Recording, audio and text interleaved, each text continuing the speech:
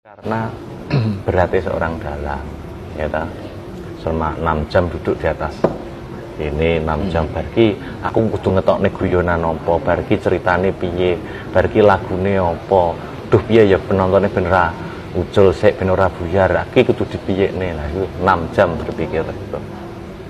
Pucuk rambut sampai jempol sikil bekerja semua, ya? Bekerja semua, otak mikir. Telinga ngrungokne gamelan ben ora fales. Lambe muni. Tangan ngobahne wayang, sikil njejeg keprak. Kene cek ngumpet nguyuh.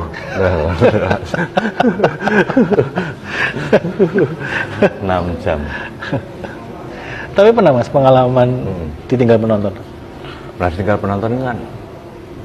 Yo, pernah tapi kan nggak semuanya toh Mas. Ya. Kan orang nonton wayang itu niatnya beda-beda. Ada sing pengen nonton ceritane, nonton sindene, gitu, buru ya? pengen delok rame bakule. Iya benar. Ora apa-apa itu lumrah. Itu lumrah. Yang penting kita ngeladeni kabeh ben piye carane kabeh iso terpuaskan. Nah, itu.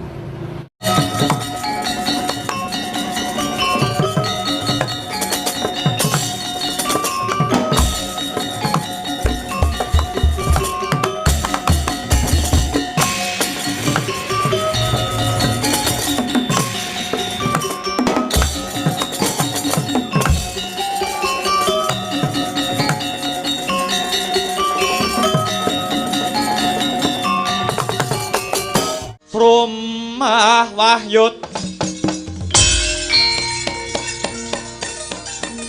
Jengyak sendra kura rupa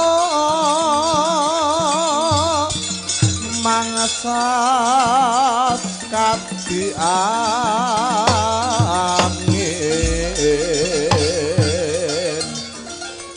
pangsam pal keprapal selo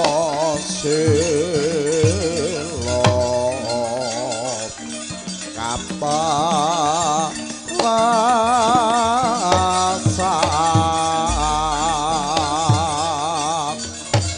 satu lumayu mangungsi kagyat kakudo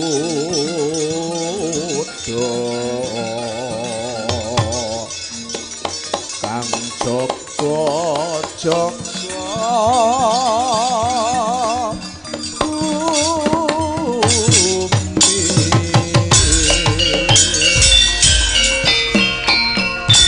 Paman Patih Suratri Mandra wonten tinimbalan ingkang adhawuh anak angger Prabu Baswara Kangsa animbali ingkang paman ing kepatihan kula pun Suratri Mandra sedhela maneh paribasan mungkari sak siliring bawang mujudake dina kang anemtokake jaya lan orane Gangsa Dewa paman kok ngaten liripun kados pundi kok ngaten maknanipun kados pundi nggir ayo genah paman anggonku bakal nganakake wujude tontonan adon-adon jagon menungsa iki ingkang dipapanake ana alun-alun negara Mandura sejatine mung kedhokku anggonku bakal ngrebut pemerintahan kang sah ya kuwi sing dipimpin dening ramaku Prabu Basudewa Ratu Negara Mandura ning sejatine Prabu Basudewa kae dudu bapakku kandung dudu bapakku kang sejati Kangsa iki asline putrane Ratu Ngwagra jejuluk Prabu Gorawangsa ingkang duk semana dipateni karo wong Mandura mula Basudewa ora perlu dibekteni Basudewa ora perlu dipepundi-pundi Basudewa ora perlu diaji-aji merga kae anggone ngaku anak marang Kangsa mung akon-akon Basudewa dudu bapakku kang sejati Paman Patih Suratri Mandra inggih ngestokaken dawuh lajeng sampeyan menapa sampun samapta ing gati sawega ing diri dados jago kula dados jagone wong Sengkapura jagone Kangsa Dewa makili kaneman Kadipaten Sengkapura mriki paman. Inggih sampun nggih sampun. Paduka mboten sisah kuwatir. Paduka mboten sisah wasumelang.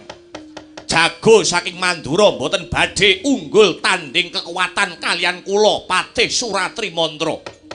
Kula sampun kondhang kula menika buta ingkang sekti Mandraguna prawireng Jayeng Ngalaga.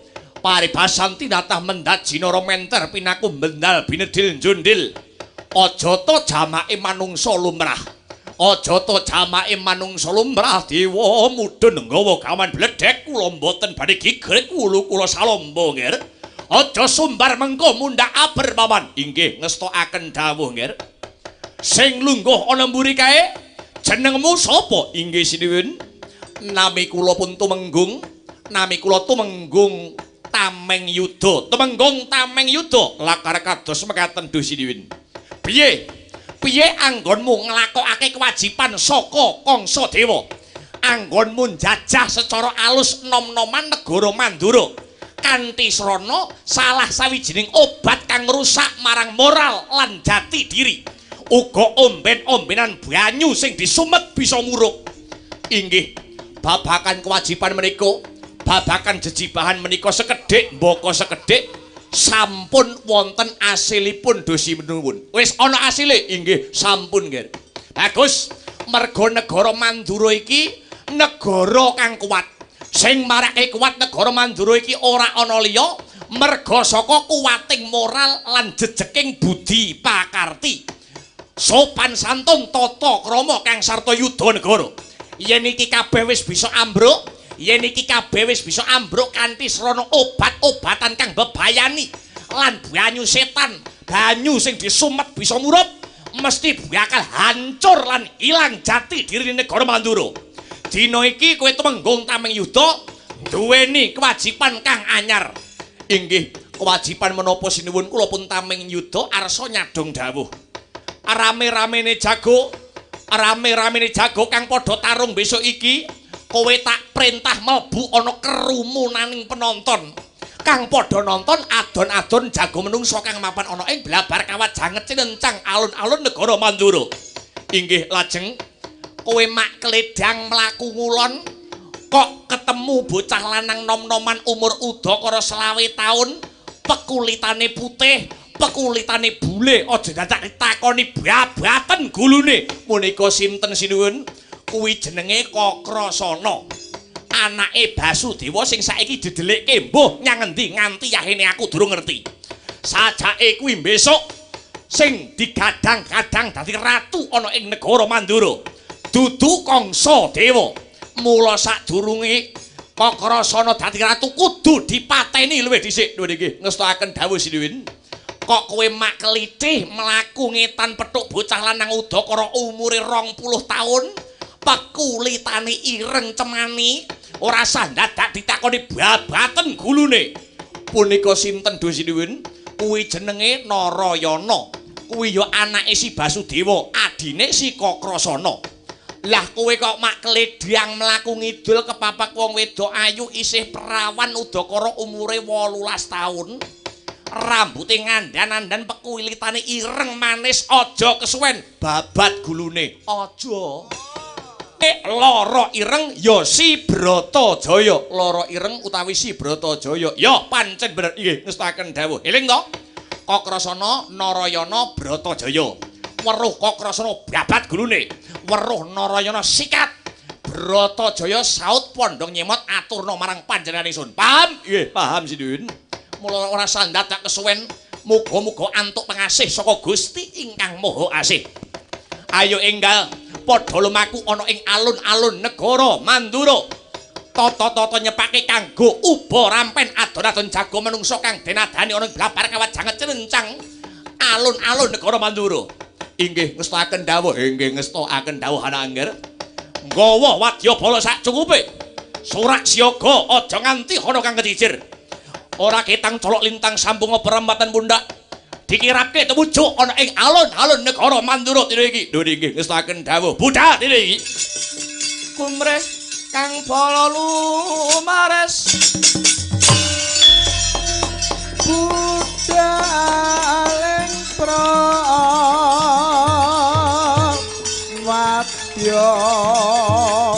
puswa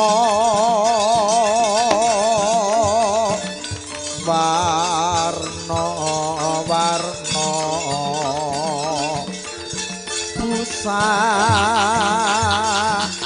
busanane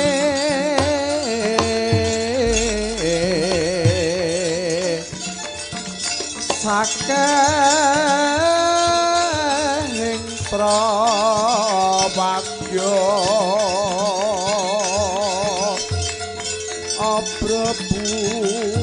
abrabusana nira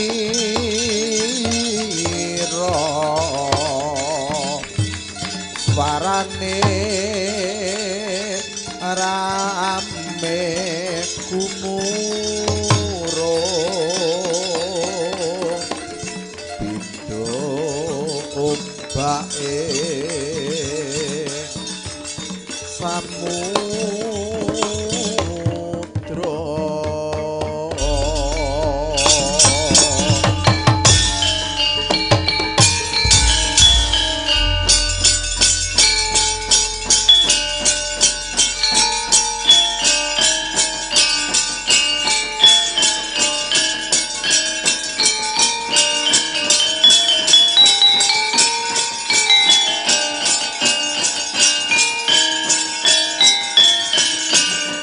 yo yo yo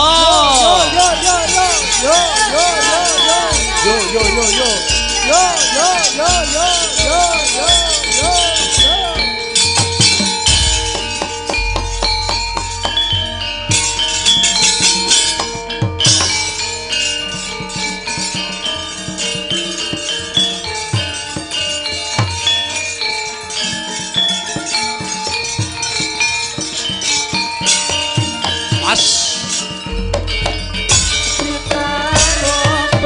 Beri manungsa sing ora apa-apa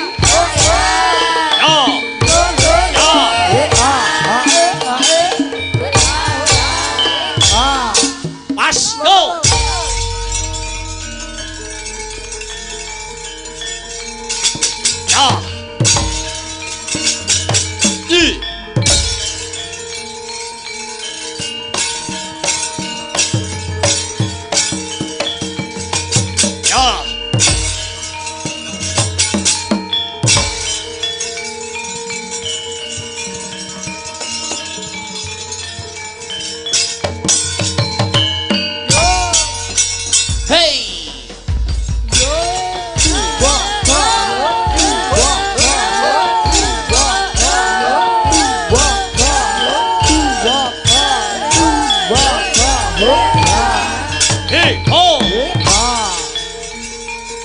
As. Oi.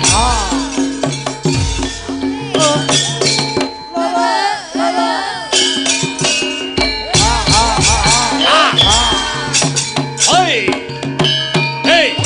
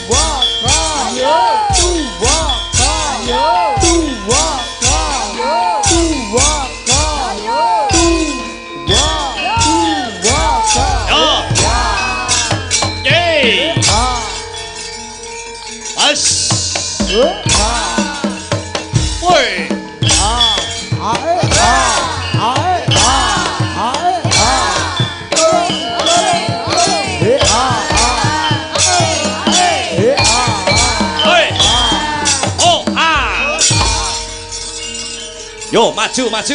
Yo.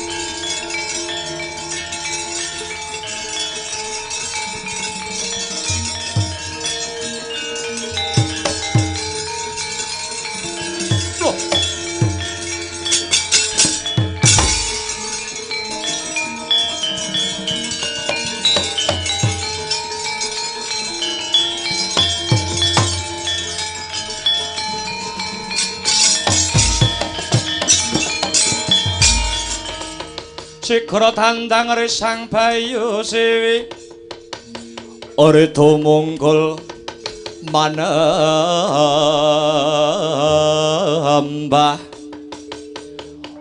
Orito mungkul manembah Anglir baya kuntap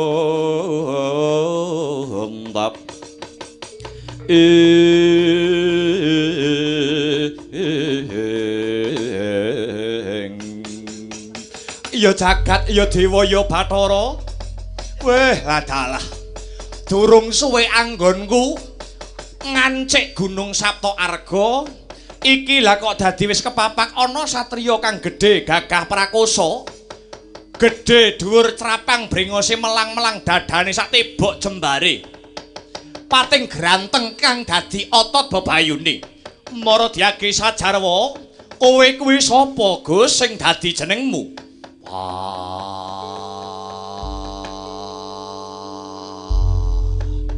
Gereng wae kaya bumine kaya gempa bumi. Kowe tambuh karo aku. Aku bocah saka Saptaarga. Panenggak Pandhawa Bratasena jenengku. Kusik. Kowe kok kandha panenggak Pandhawa. Aku tak takon wong tuamu kuwi sapa? Wong tuaku swargi Bapak Pandu Diwayana, ibumu Kunti Talibrata. Kowe ponakanku dhewe, Ngger.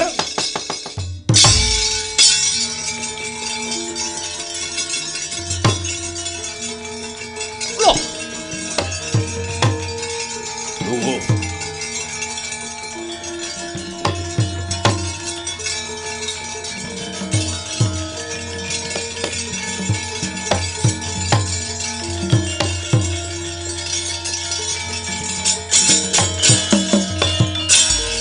Kagiat ore sangkapirangu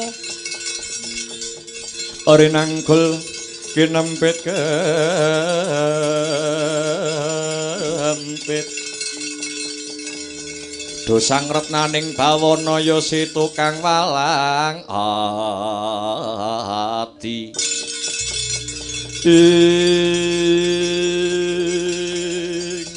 kenang apa aku arep ngerangkul kok mbok penggak musik.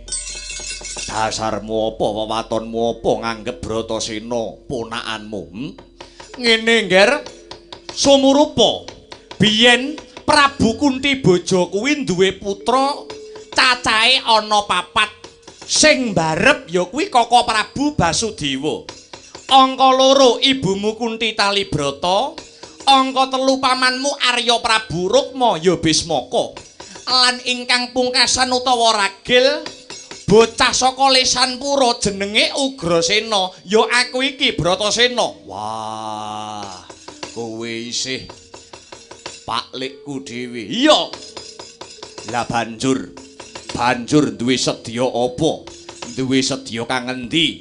Dene paman Ugrasena munggah ana gunung Sapta Arga kene. Kosik. Sak ngertiku wong tuamu kuwi priyayi kang nengenake babakan tata krama. Weruh ing Subasita lan ora ninggalake sing jenenge Yudanegara. Ning nyatane kok mudhun nang anake lanang, kenang apa kok ora bisa tata basa sing prayoga, Bratasena. Ketitik bareng kowe wis weruh dhewe mbok menawa kowe kuwi isih ponakanku dhewe, ning kenang apa kok kowe ora basa. Kowe isih ngoko karo pamanmu aku Ugrasena. Karepmu piye, Bratasena? Wiwit cilik mula aku wis ora bisa basa marang sapa wae. Merga aku ora bisa basa wiwit cilik. Yen kowe ora trima karo Bratasena arep nesuwa wani apa piye? Lho kusik to kusik. Sabar alon to dhisik. Dadi nyat kowe ora iso basa. Aku ora iso basa. Siji basa ping pindho sembah dodok Bratasena ora iso. Oh ya wis. Pancen lagak lagon lagiane Bratasena pancen kaya mangkono, pancen bener ya. Bratasena piye? Kowe wani upama tak du perang, wani pira kancamu? Lho musuhmu iki aku. Musuhmu ki dudu aku. Lah sapa? Kowe dudu musuh karo pamanmu Ugrasena, nanging kowe dadi jagoku makili kasepuhan negara Mandura. Kang bakal ditandingake kelawan jago Kanoman Sengkapura ya kuwi Patih Suratri Mantra. Kowe wani apa ora Bratasena? Aku ora duwe rasa wedi karo sapa wae. Waton Bratasena isih lumaku ana dalaning kautaman lan bebener bakal tak kurbanake nyawaku nganti tetesing getih ingkang pungkasan. Bagus. Kendel tenan kowe Bratasena. Pancen wis sak trepe yen kowe mbelani bumi Mandura. Merga ibumu Kunti Talibrata kae wutah getih saka Mandura. Mula iku ora sandadak kesuwen walikan kang dadi arasamu Bratasena. Ora sandadak kesuwen ayo tak kanthi tak gandeng tanganmu ana alun-alun Mandura nganggo tekad sinatriya. Sinatriya belanana wong Mandura. Jejekno kautaman kanthi sirnaning Angkara Murka Ratu Sengkapura Kangsa Dewa sak patihe Patih Suratri Mantra. Bandut ayo tak gandeng tanganmu sing tengen Nger Bratasena.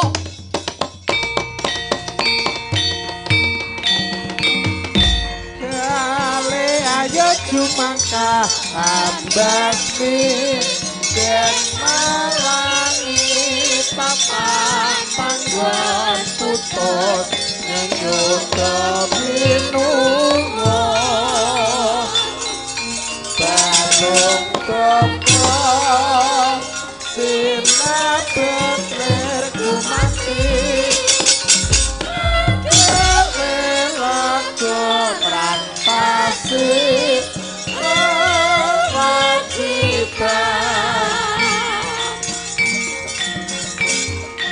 kali aja cuma kaabas dan awangi papa takut putus mengucap dalam kontrol sinabet lerku mati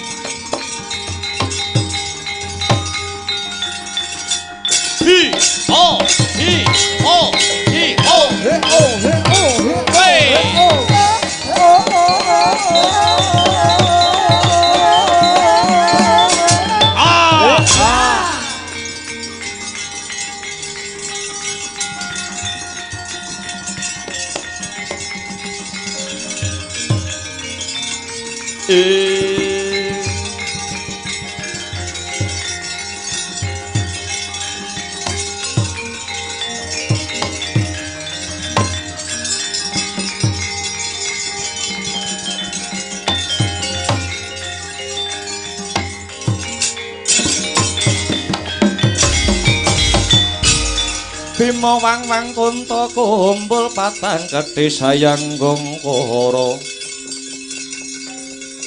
gadani Rama Batmahabit ing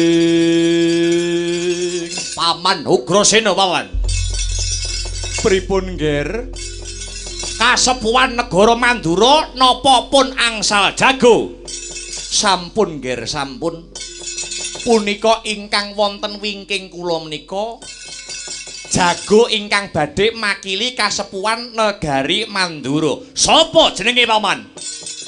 Kula aturi dangu piyambak nggih. Wong gedhe dhuwur tur ireng. Sapa jenengmu?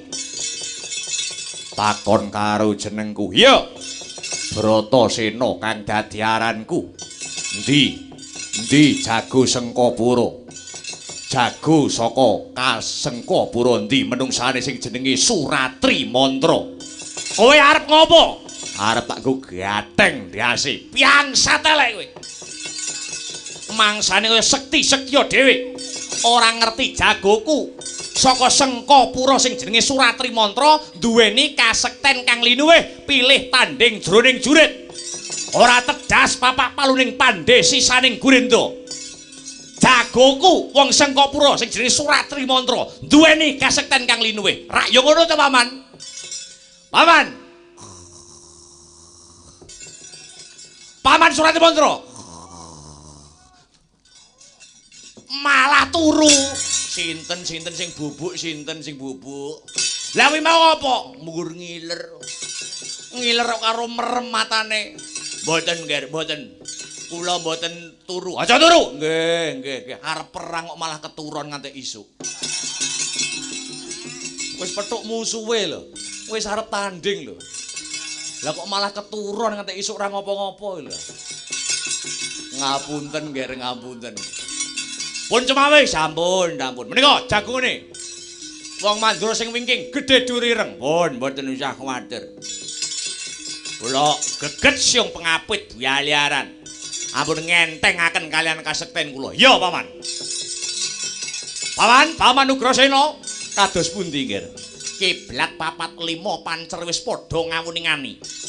Kaya ngapa to gayenge, kaya apa to ramene, kaya ngapa regenge adon-adon jago ingkang mapan ana ing alun-alun negara Mandura. Inggih ngestakaken dawuh. Kersane langkung gayeng adon-adon jago menungsa niki kudu ditotoi, Paman. Ditotoi. Nggih. Totoanipun 100 yuta wantun. 1 miliar wantun. 1 triliun wantun.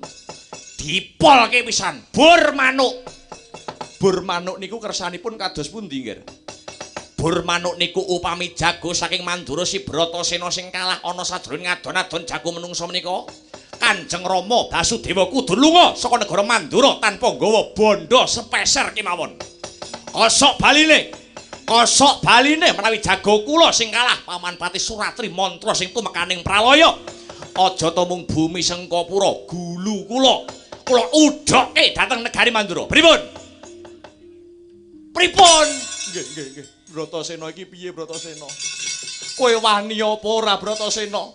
Iki totoane ora gemen-gemen iki totoane negara. Kowe wani apa ora, Bratasena? Wani ya. Iya. Pripun, pantun? Wani tenan, pantun.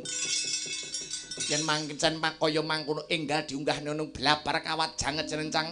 Paman, munggah blabar kawat janget cenencang dina iki, Paman. Paman turu meneh. Mboten. Wis arep perang.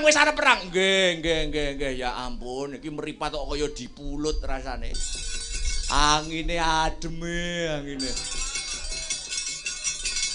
Awane kok kudu mulih temu bojo.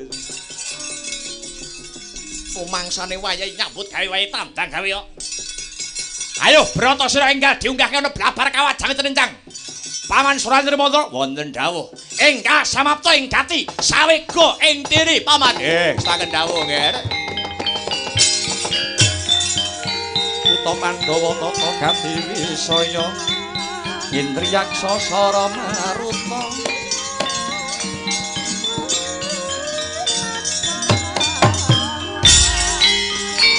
Pawana-pana margana samirana lan marayang Pancabayu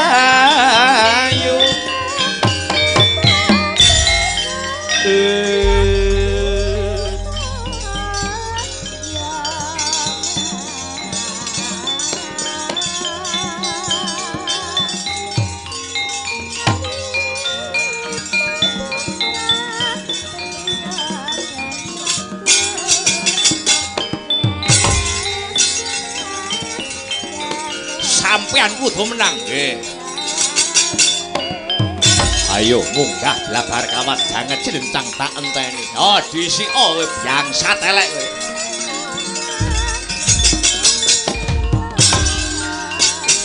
Yeay!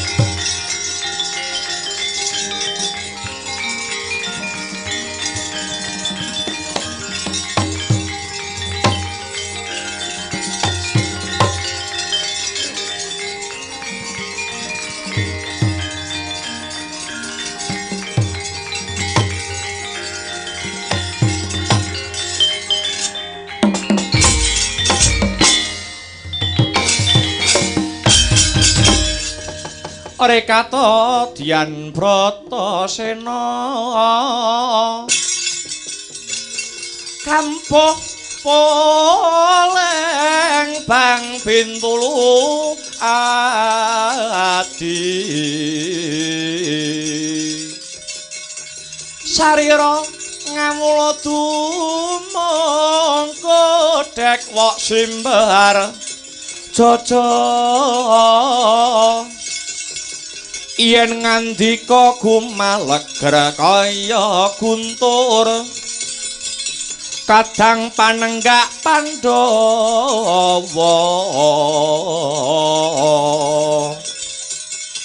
kaya sindu yen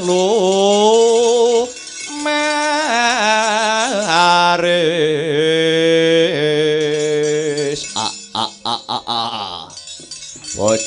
bojleng iblis lanat padha cek-cekan sapa mau jenengmu Bratasena aranku Bratasena iya kenalno ya Suratri Mantra aku Suratri Mantra karepmu ora ya karepmu weh piye to cah ki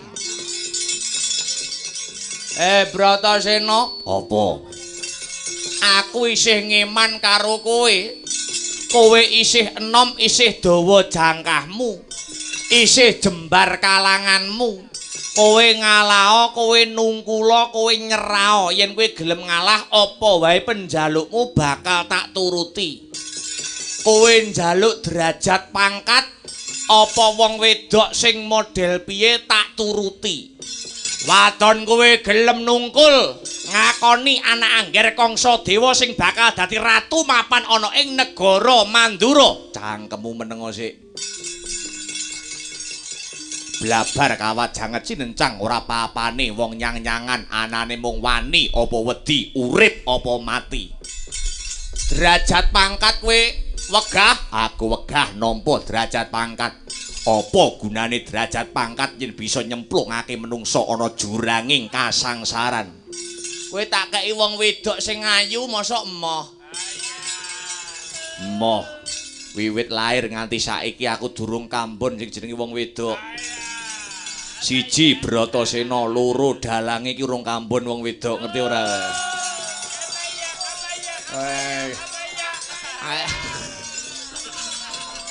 wah lah gembos iki kendel tenan yo ngejak pirang dina aladeni kowe kelakon tak geget siung pengapit pialiaran dianjur pecah diasmu kowe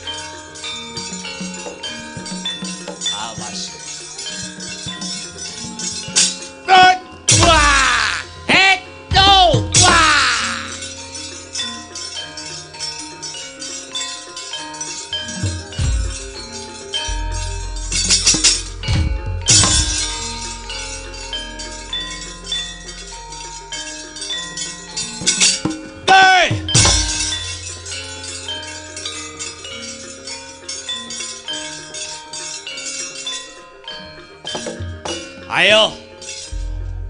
Kowe ora perlu ngentengke karo Suratri Mantra. Janji kowe ora gelem minggat saka pengarepanku. Wah, kelakon tak remet diawu kowe, Bratasena. Mas aku melok, Mas. Sopo iki? Lah aku bojomu masak pangling. Kowe ning omah ae, Mas kerja. Mas kerja adik di rumah saja. Enggak mau aku ikut. Ndek rumah wae ya. Enggak mau. Aku pokok ikut. Nek aku ikut nanti emas tak kasih hadiah ini loh.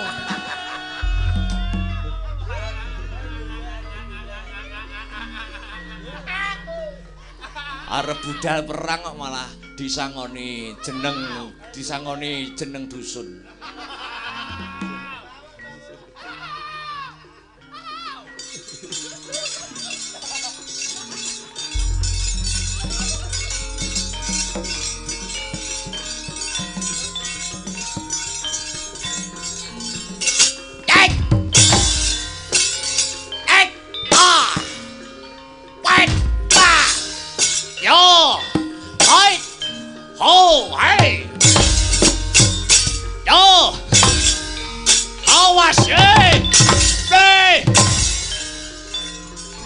Raminggat remuk balungmu kowe.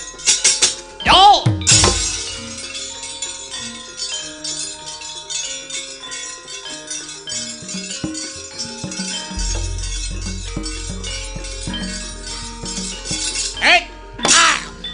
Hot bird jebol kowe.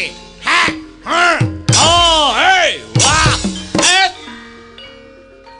Kat! Oh, hey! Wah! Hey! Wah!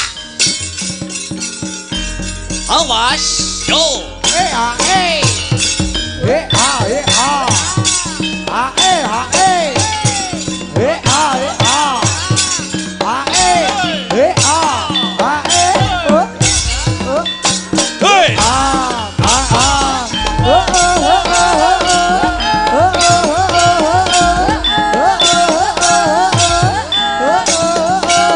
Hey! Hey! Hey! Ya, ya, ya! Hey! Ayo, yo!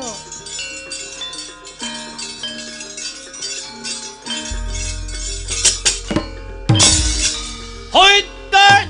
Wah! Wah! Wah!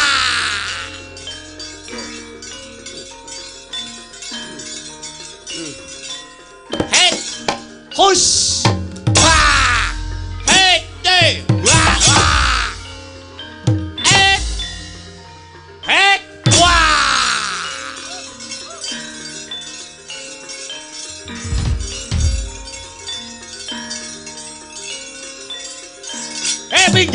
Minggat.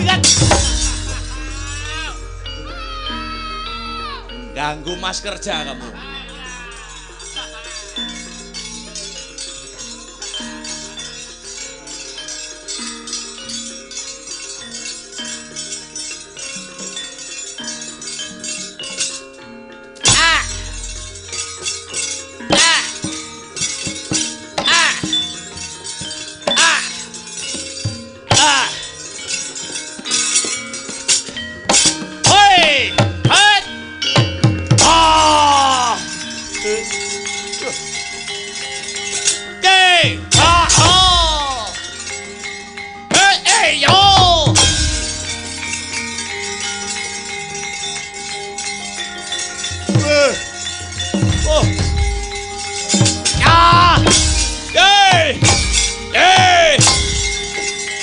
Campo.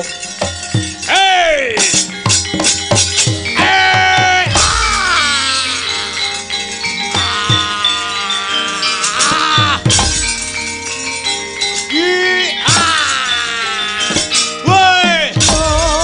Sorak mangurahan Campo sajroning krang Bebelon nagarayo Ayo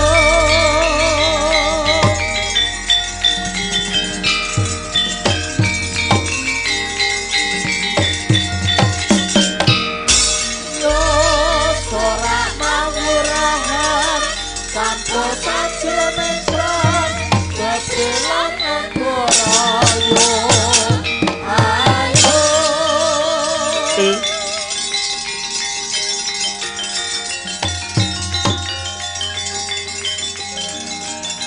Padha paman Suratri mantra.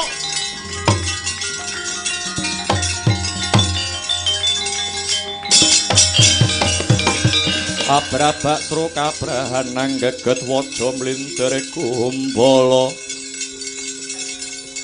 Sugal wijiling sabdo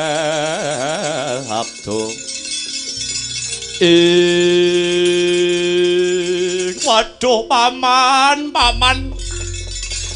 Suratri mantra ora nduga mana kowe tumekaning pati paman. Oh paman Kangsa Dewa ora narimakake lakon iki. Bratasena jagone mati botoe sing belani biang satelek we.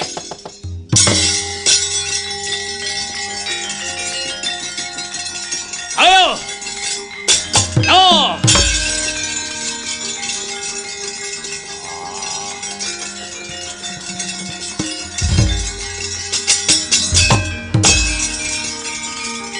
Aja mlayu kowe. Ah.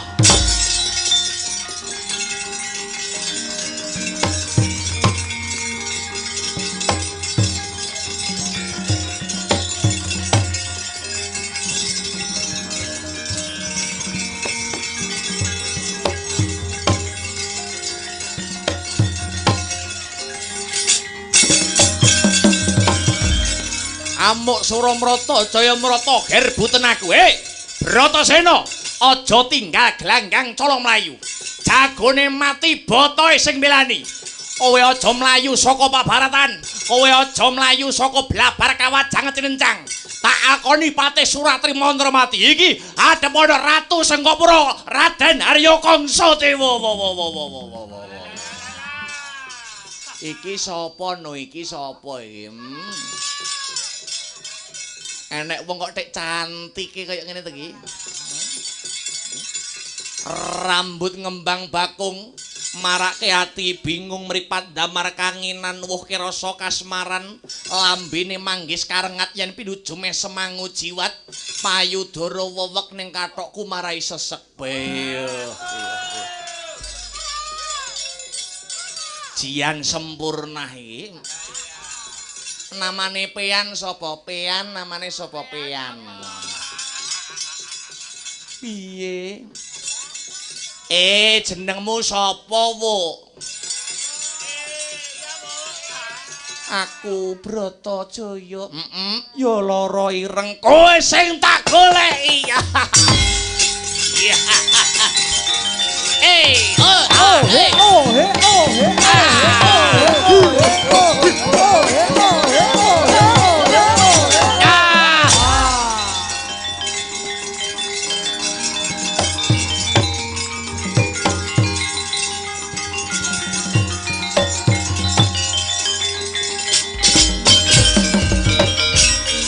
Tebungke ya, kenalke ya. Ratu Sengkapura Dipati Baswara Kangsa ya Jaka Maruta. Kowe yen sesandingan karo aku yen dadi bojoku ora-orane tumiba aning parang curi ning bakal tumiba aning kasur babut. Kowe gelem ora? Tak pek bojo pamane lho iki, tak pek bojo gelem ora? Bojo ki panganan apa? Bojo ki tegese kanca urip, garwa, sigaraning jiwa, mangan bareng, lunga bareng, turu bareng, adus bareng. Yek ji semoh-moh. Rupamu kaya barongan ngono kok. Aku kon dadi bojomu. Kudu gelem, emoh. Wong duwe selera dhewe-dhewe. Kowe tak muktekke, kowe tak mulyake. Aku ora kesusu rabi. Wis umure perawan kaya ngene kok. Ora kesusu rabi. Kowe arep sing mbok oyak ki arep apa? Aku tak fokus sekolah dhisik. Fokus sekolah. Wong wedok Krubiyuk Kabupaten Mincung. Mula rasa dadak kesuwen. Kowe kudu gelem dadi bojoku dadi karwa parameswari mapan ana ing Sengkapura. Lho Bratajaya kowe ning ndi? Nduk.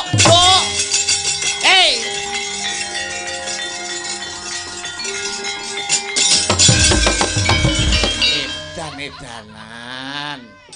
Wah. Lagi iki lho ana wong ayune kaya ngono. Melayu tekan nguri iso egak.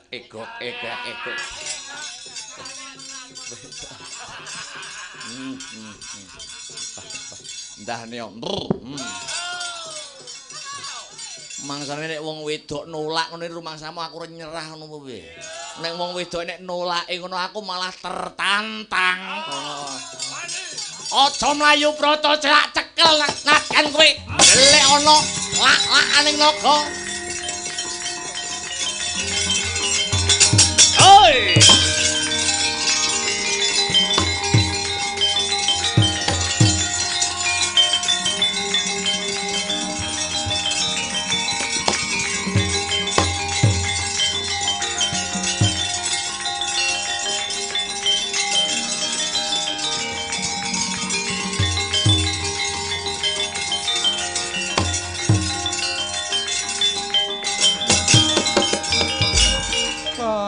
Aku tulungono ya, Kang.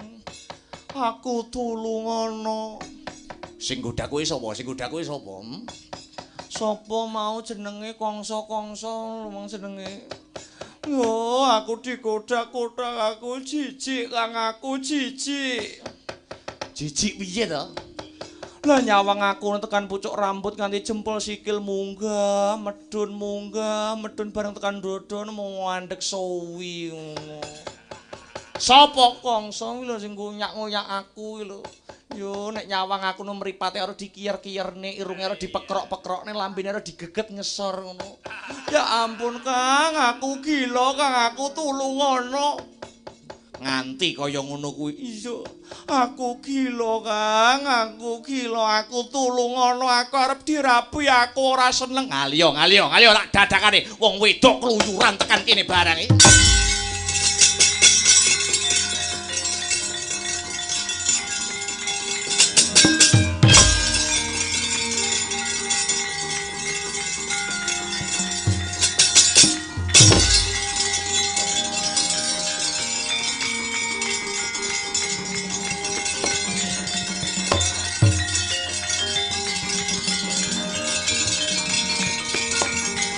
Bratajaya.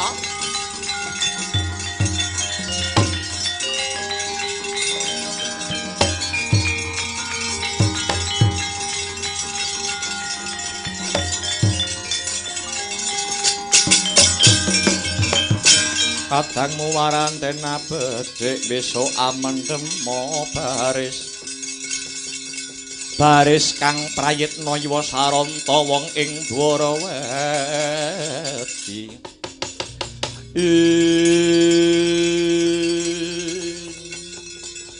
Bratajaya iki Kakang Narayana iya.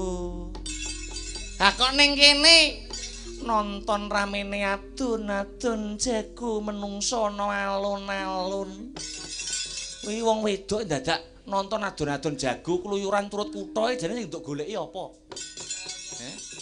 Kuwi perawan lho sing ngincer akeh. Mbok karo ngeman karo awakmu, ngeman karo harga dirimu. Wis kluyuran turut rene.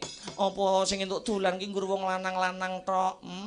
Wong wedok kaya aku apa nggur kewajibane nggur umbah-umbah tok isa-isa setrika omah ngono iki jenenge ora adil. Mongko wong lanang karo wong wadon kuwi duwe hak lan kewajiban kang padha ngono. Mula yen nganti aku tekan kene, aku aja nduk dukani, aku aja kok seneni yo, Kang. Lah pean kok ngendi ora? Wis ora tau mulih pirang-pirang sasi angger metu karo Kakang Udawa mesti kluyuran ra cetha sing dituju. Ora cetha piye to? Kakangmu iki bubar wae Puruhita ngabdekake diri. Meguru mening Begawan Padmanaba. Nganti kakangmu iki nampa kanugrahan saka Hyang Agung. Malah sak bisa-bisa aku melu-melu uyung-uyung anyeng kuyung hanjaga marang katentremaning bumi kelairan. Ya negara Mandura kene yen melu njaga katentremaning Mandura ngerti negara kahanane lagi geger, ngerti Mandura negarane lagi dedrek lagi horeg kaya ngene kok Kakang kok krasana direwangi perang mungsuh kangsa ya gene kowe kok meneng wae hayo.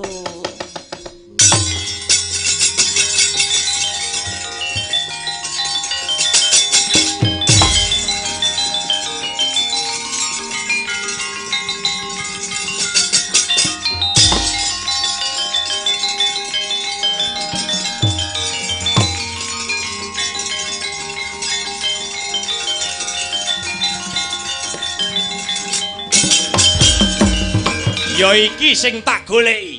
Kowe Kakrasana, kowe Kangsa Dewa ya. Kowe sing tak goleki saksuwene iki. Kowe calon Ratu Mandura. Kowe calon Ratu Mandura sing bakale ngganteni kelunggane bapakmu Basudewa.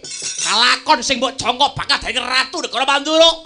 Yen wis bisa ngelangkai Kangsa Dewa, adimu Bratajaya peke bojo cangkem elek.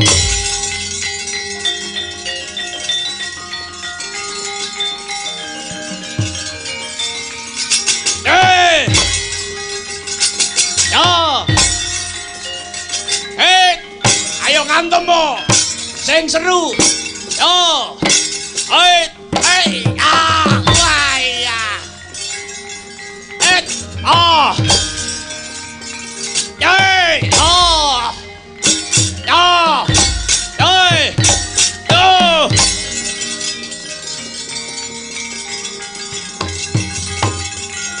Loh.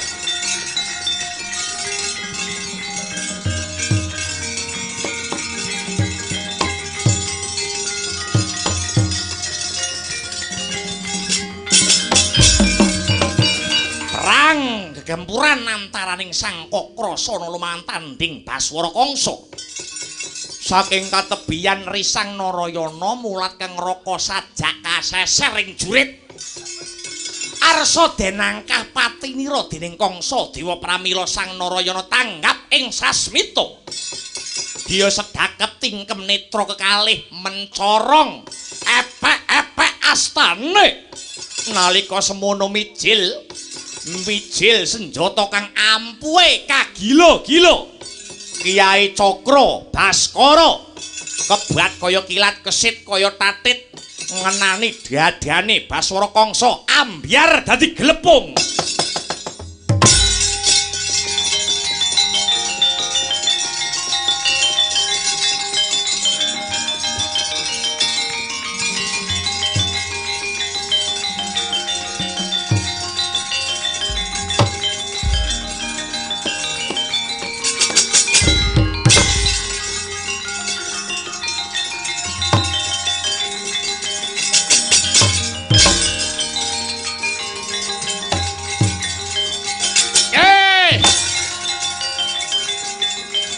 Jiwa mancing.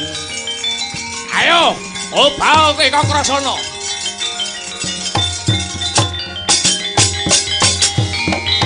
Wah!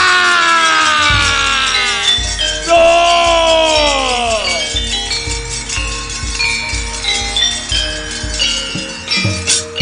Swamura aradon ing anggotan saya dipates waspo jiwa mancing.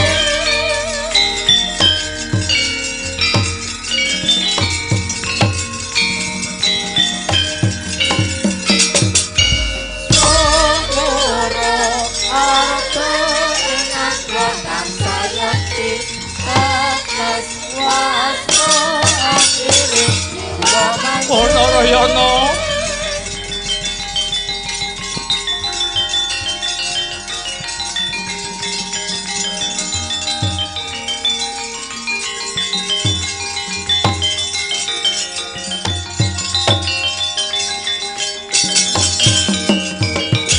Ngaturake gedene rasa panuwun marang adiku Narayana. Upama Yayi Narayana ora melu tumandang gawe tak kira nyawa wis oncat saka ragaku Yayi. Inggih Kakang Mas Kakrasana. Kang Rayi namung minangka lantaran sayektosipun ingkang paring pitulung dumateng Kakang Mas menika awit saking daya panguwasanipun zat ingkang murwengdat. Wah Narayana, Narayana. Saka gedene lelabuhanmu marang pun Kakang Kakrasana janji karo Siadi. Kakrasana bakal janji karo Narayana, pun Kakang prasetya. Besok lamun Narayana kapengko ing Pancabaya mbutuhake senjata bantuane pun Kakang Kakrasana ora bakal suwala asung bantuan marang Yayi Narayana. Sineksenan jagat saisine.